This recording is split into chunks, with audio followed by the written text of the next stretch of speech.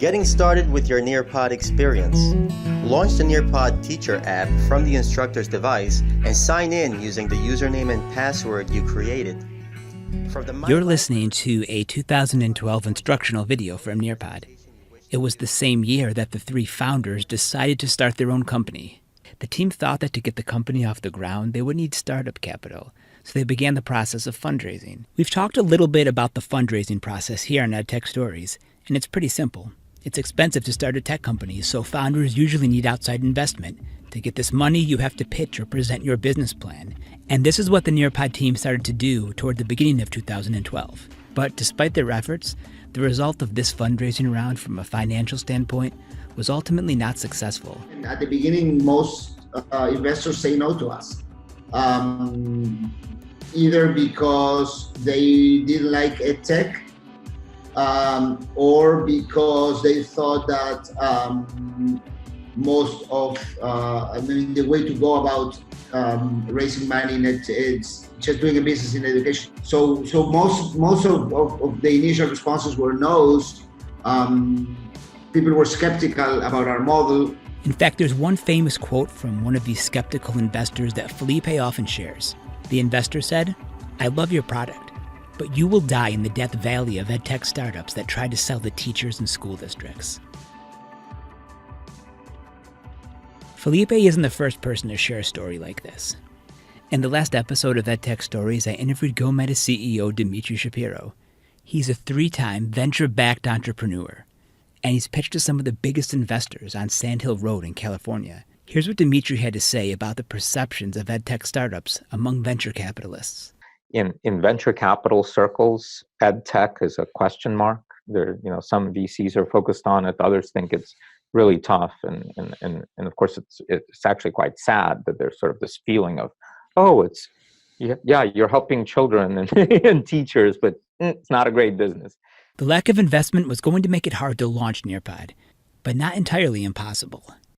The three founders believed so strongly in Nearpod and the role that it could serve for teachers and students that they just didn't want to let it die. Rather than simply give up, Guido, Felipe, and Emiliano decided to self-fund this venture using profits from Panarea and their own personal savings. The three friends took a gamble on themselves and on Nearpod. Self-funding this venture was going to be a challenge. It was also going to be challenging to communicate to teachers exactly what Nearpod was. Remember, back in 2012, this synchronous technology was fairly new. So how would they introduce Nearpod to teachers for the first time? Monica Burns is an author, an education consultant from New Jersey. She's authored several books, including Tasks Before Apps and Formative Tech, both which featured Nearpod for different lessons. In her work as a consultant, she's found herself introducing Nearpod to teachers. Here's how she describes it.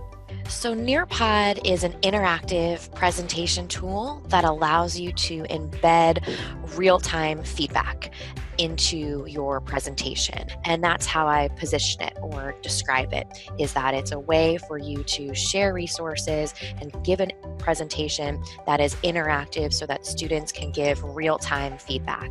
Monica's found that while teachers may not initially know what Nearpod is, after a few minutes of exploring, they're excited to try it in the classroom.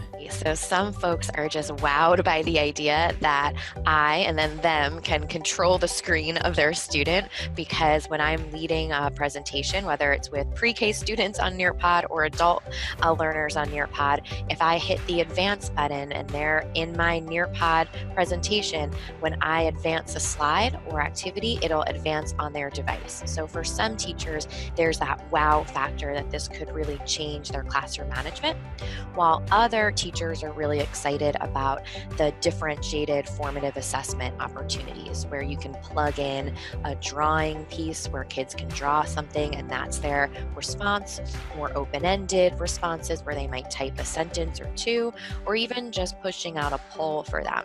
Back in 2012, while Guido, Felipe, and Emiliano had experience with e-learning and interactive software, they weren't educators themselves. Some contacts that they had who worked in the EdTech industry told them to solicit school administrators and try to sell school subscriptions, a top-down kind of approach like what publishers had done for decades. But instead, they went the opposite direction. While they figured out how to proceed with their business model, the team made Nearpod completely free for any teacher that wanted to use it. completely free, and Felipe even provided the training. Eventually, districts would see that teachers were using this tool called Nearpod, and both teachers and students found it valuable.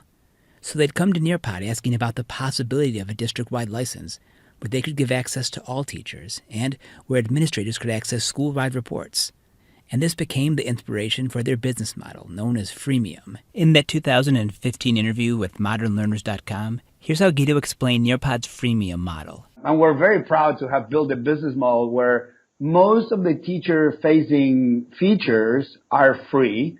So yes, it's really free. We actually follow a freemium model where we give most of our software for free to teachers, and then they will start hitting some paywalls, and those paywalls are mostly intended for the schools to get involved and pay for some additional features, extra storage, some content, some administrative features. But yeah, the first question is it free? Is it really free? And the answer is always yes, and it will be free for as long as we run this company. Guido believes that Nearpod values their free customers just as much as they value their paid ones.